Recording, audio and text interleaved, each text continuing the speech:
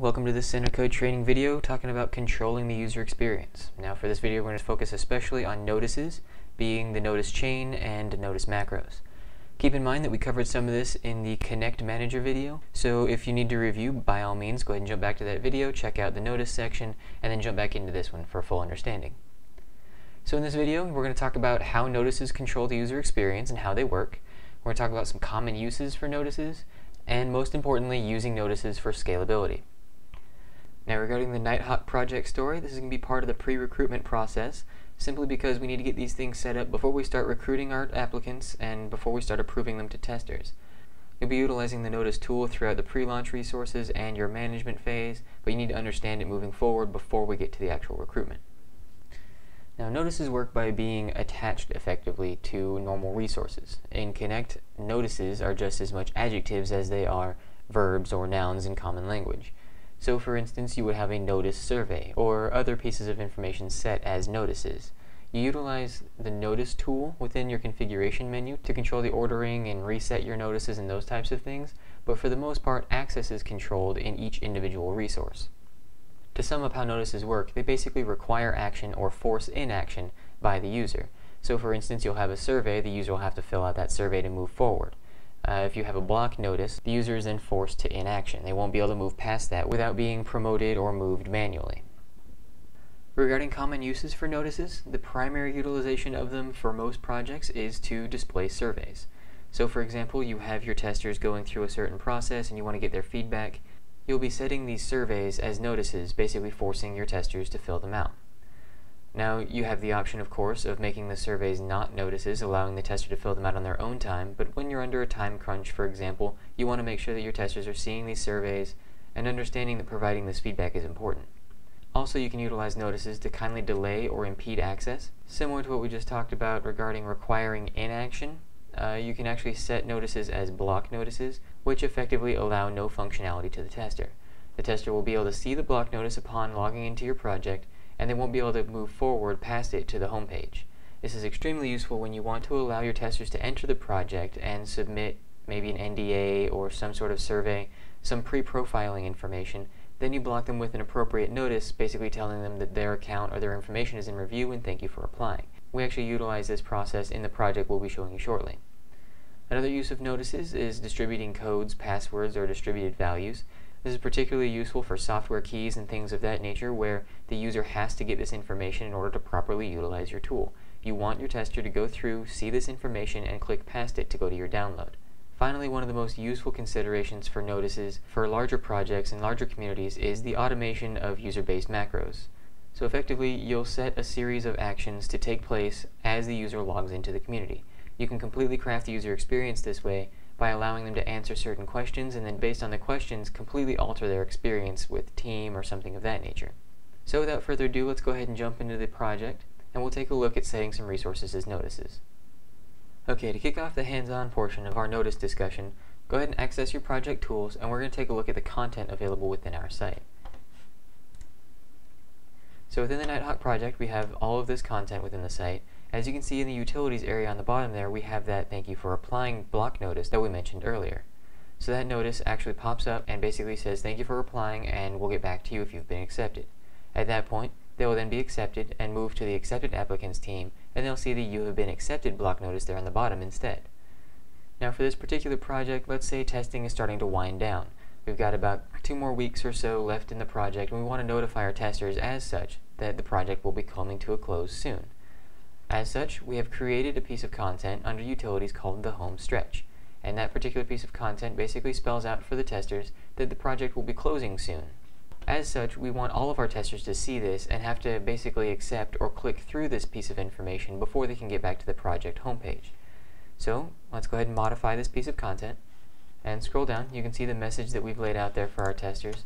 Continuing down to the team access block is where we actually set this as a notice. So from here you can see the participants, there's no actual access to this particular resource, but in this case I want to provide this information to all of my participants. I'm going to go ahead and click on the view checkbox for the whole participants team type. The next consideration is that I want to make this a notice so that my testers have to click through it, which basically makes sure that they see this information before the time is up. So as such, I'm actually going to click on notice for each of my participant teams, and you can see the extra dialog that shows up on the bottom there. that gives us the drop-down menu of all the different notice types. As such, this particular piece of content can be an agreement notice, which requires a username and password and for them to click the I agree button. A block notice, which, as we mentioned before, impedes access and stops the user from progressing forward through the notice chain. We have a click-through option, which is what we'll end up using. It's basically just a continue button that allows the user to view the information, click continue, and continue moving through the notice chain to the project homepage. The password notice type requires a particular password set upon the creation of this resource.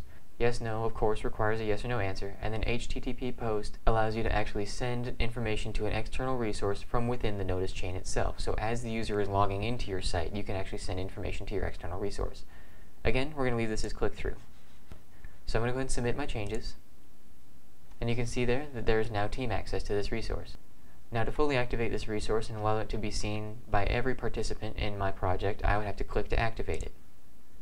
So now we have this particular notice set up and configured to show to all of my participants. So setting a resource as a notice is as simple as that. The next consideration we need to make is making sure that it shows up in the notice chain correctly. So going back to Project Tools, go ahead and access your Notices tool. And this page represents the notice chain. We have quite a few notices in this project. We have an application survey with pertinent information to selecting just the right beta testers.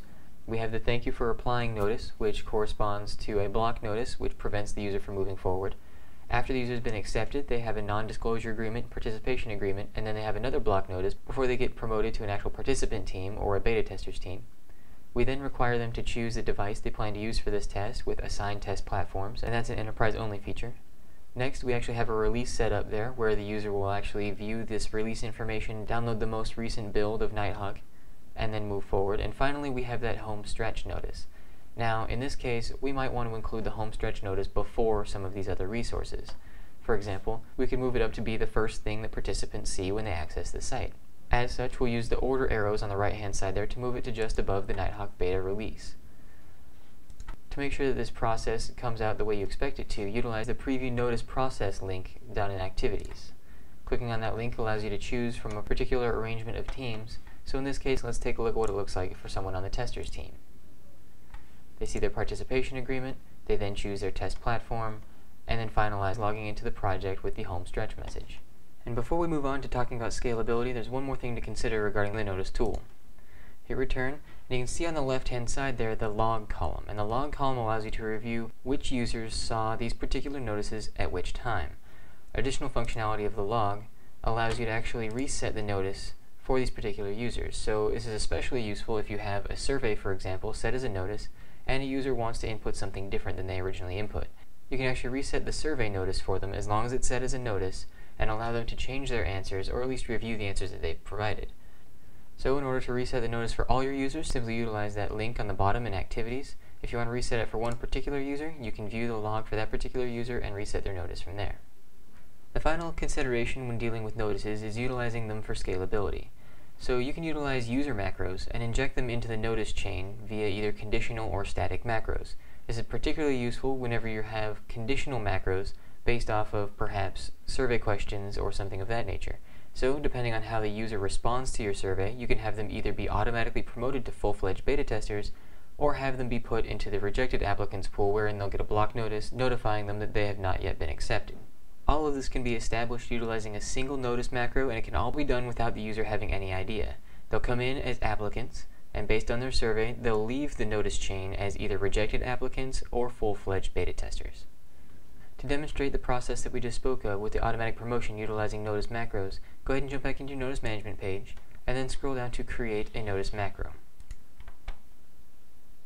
From here, you're taken to the Create Notice Macro page, wherein you'll provide a name, a short description, and choose the macro type. And from the macro types, you can choose conditional or static. In this case, I want the macro to be conditional. It'll open up some filter items for me, wherein I will create a filter to qualify my users. So from here, I want to take a look at my project surveys, use that application survey. So in this case, I have set my filter items to individuals who are very non-proficient with taking photos on their phones or with photography in general. Now, because Nighthawk is for smartphone editing software, I definitely want my testers to have some sort of familiarity with taking photos on their phone. So in this case, for any users who are very non-proficient, so in the case that either of these conditions are true, I want to reject these applicants. choosing from the list here, I actually have a reject applicant macro already on my list. I'm going to utilize that one. For the false macro, meaning that these criteria aren't met, I want to promote my testers.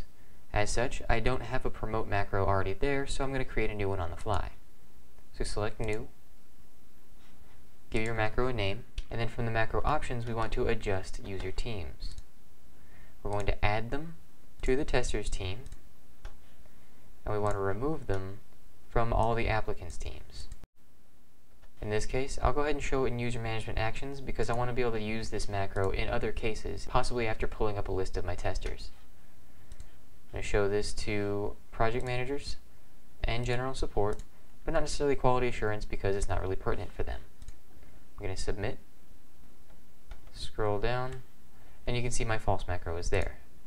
Now in this case, I want to apply this macro to all of my applicants.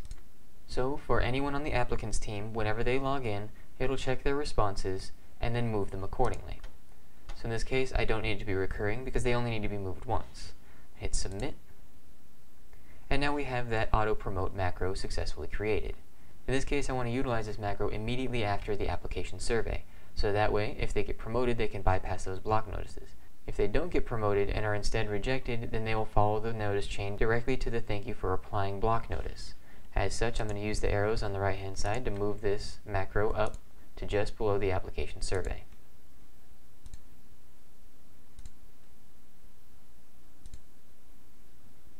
Alright, and there we go, we're all set. So in this video, we talked about utilizing notices and the notice chain to craft the user experience.